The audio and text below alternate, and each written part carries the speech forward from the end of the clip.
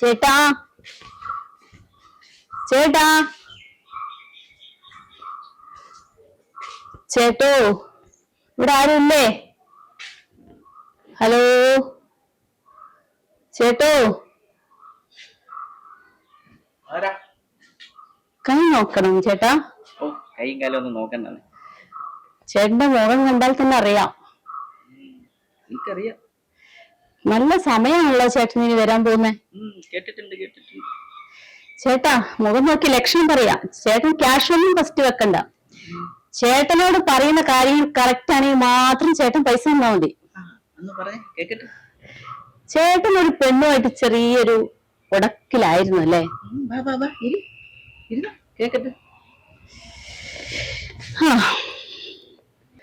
ചേട്ടൻ ഒരു പെണ്ണു ആയിട്ട് ചെറിയൊരു പിണക്കത്തിലാണല്ലേ? ചെറിയൊരു പിണക്കം.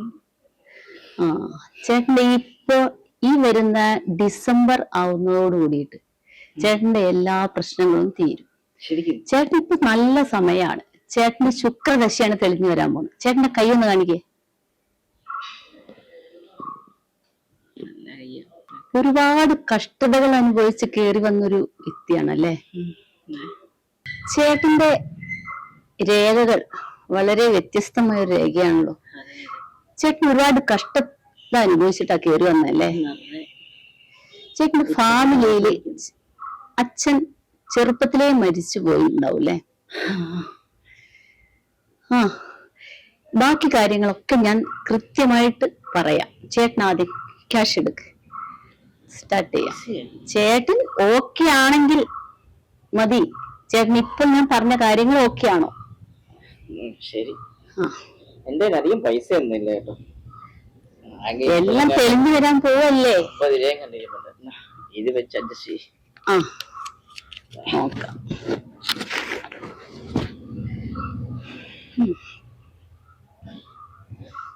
ഇത് കണ്ടോ?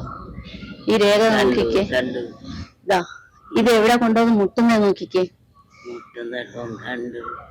ഇത് ഈ വഴി ഇങ്ങനെ പോയി ഇതാ ഇവിടെ ചെന്ന് കേറുന്ന ഒരു ടൈം എത്തും.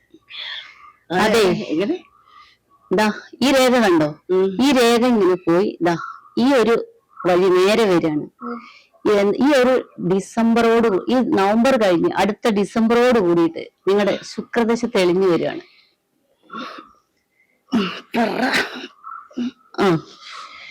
ശുക്രദശ തെളിഞ്ഞു വരികയാണ്. ചേട്ടന് ഒരു 6 മാസത്തിനുള്ളില് ഒരു വലിയ തുക വരാനുണ്ടല്ലോ. ഏതെങ്കിലും ഉണ്ടുണ്ട് വല്ല ഫണ്ട് വരാനുള്ളതായിട്ടുണ്ടോ? ഉണ്ട്. അത് 6 മാസത്തിനുള്ളിൽ എന്തായാലും ആ ഫണ്ട് കയറാൻ സാധ്യത കാണുന്നു.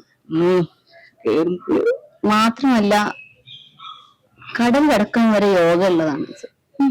നിങ്ങളുടെ നക്ഷത്രം എന്തായിരുന്നു? ആണോ? അനിഴം. ഈ നക്ഷത്രത്തിൽ കടല് കിടക്കാൻ വരെ യോഗമുള്ള നക്ഷത്രമാണ്. ഒരുപാട് സാധ്യതകൾ തെളിഞ്ഞുണ്ട്. ഒരു ചേട്ടന് വലിയൊരു ഫണ്ട് വരും. അതോടുകൂടി ചേട്ടന് കടല് കിടക്കാനടക്ക യോഗം ഈ നക്ഷത്രത്തില്. ഈ മാസം അവസാനത്തോടു കൂടി ചേട്ടന്റെ എല്ലാ പ്രശ്നങ്ങളും മാറും. ചില സമയം ചേട്ടന് പിണങ്ങിപ്പോയ ഒരു പെൺകൊച്ചുണ്ടെന്ന് പറഞ്ഞല്ലേ, അവളടക്കം തിരിച്ചു വരാനുള്ള സാധ്യത കാണുന്നുണ്ട്. എന്തുകൊണ്ടും നല്ലൊരു നാളാണ് ചേട്ടൻ്റെത്. ഈ നക്ഷത്രം കൊണ്ട് ചേട്ടന് നല്ലൊരു ഗുണമുണ്ടാവും. ഇത്രയും കാലം ചേട്ടൻ അനുഭവിച്ച എല്ലാ വിഷമതകളും ബുദ്ധിമുട്ടുകളും ഈ ഒരു മാസത്തോടു കൂടി തീരാൻ പോകും. ഇങ്ങനെ പിടിച്ചാലും ഇതെങ്ങനെ പിടിച്ചാലും ചേട്ടന്റെ നക്ഷത്രം കറക്റ്റ് ആണ്. ചേട്ടൻ ഒരുപാട് ബുദ്ധിമുട്ടണ്ട. ചേട്ടന്റെ എല്ലാ കഷ്ടപ്പാടുകളും മാറും. മനസ്സിലായോ? അങ്ങനെയല്ല, കുറച്ച് ബുദ്ധിമുട്ടിയാലും കഷ്ടപ്പെട്ടാലും കുഴപ്പമില്ല. ഒരു 200 കൂടെ ഉണ്ട്. ചേട്ടന് നല്ലൊരു വരുമാനം എത്തേണ്ട ആളാണ്. മാത്രമല്ല ഇപ്പോൾ ചേട്ടന് ഉള്ള ജോലി നല്ലൊരു വരുമാനമുള്ള ജോലിയാണ് അല്ലേ? ഞാൻ പറയട്ടെ, ഇത് ഇവിടെ വെക്കാതെ കൊണ്ട് അപ്പുറത്ത് വെക്കല്ലേ, കുറച്ചുകൂടെ സേഫ് അവിടെ സൈഡാന്ന് തോന്നുന്നു. ആണോ? എവിടെ വെച്ചാലും എനിക്ക് കുഴപ്പമില്ല. ചേട്ടൻ ഇരിക്കൂ. ഇനി ഇനി ഏത് രീതിയിൽ ചേട്ടൻ മുന്നോട്ട് പോകാനാണ് ആഗ്രഹിക്കുന്നത്? എങ്ങനെ വേണേലും പോകാം. ചേട്ടന്റെ ആ നഷ്ടപ്പെട്ട പെണ്ണുണ്ടല്ലോ, അവൾ തിരിച്ചു വരും. മനസ്സിലായോ? അപ്പോൾ നിങ്ങൾക്ക് സന്തോഷമായ ഒരു ഭാവി മുന്നിൽ കാണുന്നുണ്ട്. ഓ, ഇനി സന്തോഷപ്പെടുന്നുണ്ടായി. ഞാൻ സന്തോഷപ്പെട്ടാണ്. പറ കേക്കട്ടെ. ചേട്ടന് ഇപ്പോൾ ഒരുപാട് വരുമാനമുള്ള വ്യക്തിയാണ് അല്ലേ? ചേട്ടാ, ചേട്ടൻ ഉറങ്ങാനില്ല. ഇത് പറയുന്നത് മനസ്സിലാക്ക്.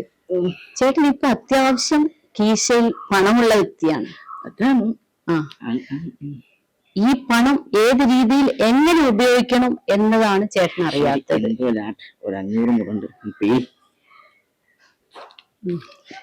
എന്തായാലും ചേട്ടന് ഇതുകൊണ്ട് നല്ലത് അല്ല. ഇത് ഞാൻ കയ്യിൽ പിടിച്ചാലും കുഴപ്പമില്ല. ഇത് എന്റെ കയ്യിലെത്തിയല്ലോ, അതുകൊണ്ട് ഇനി ഒരു പ്രശ്നവുമില്ല. ഇനി നല്ലൊരു ഭാവി ചേട്ടന് മുന്നിലുണ്ട്. ഒരു കടല് കടന്ന് നല്ലൊരു ജോലി ചേട്ടന് മുന്നിലുണ്ട്. അത് ഞാൻ വെച്ചോളാം. അത് കുഴപ്പമില്ലാത്ത കാര്യം. ആ കയ്യിൽ പിടിച്ചാലും കുഴപ്പമില്ലല്ലോ. അപ്പൊ ചേട്ടന് ഇനിയുള്ള കാലം സന്തോഷമായ ഒരു ജീവിതം മുന്നിലുണ്ടാകും. പോരെ? സന്തോഷായില്ലേ? സന്തോഷം ആയി ഇല്ല, കുറച്ചും കൂടെ ഇതെടുത്ത് ഇവിടോട്ട് വെച്ചായിരുന്നെങ്കിൽ കുറച്ചും കൂടെ സന്തോഷം ഇത്ര മതി. പോരെ? അതാണ് അതിന്റെ ശരി. പണം കഴിഞ്ഞില്ലേ? കീശയിലെ പണം തീർന്നല്ലോ. ഇല്ല, കുറച്ച് പൈസ അകത്തിരിപ്പുണ്ട്. ആണോ? എന്നാ നമുക്ക് അവിടുന്ന് പൈസ എടുത്തിട്ടെ. പൈസ എടുത്തിട്ട് അതെടുത്തിട്ട് വന്നാ. ഓ ശരി.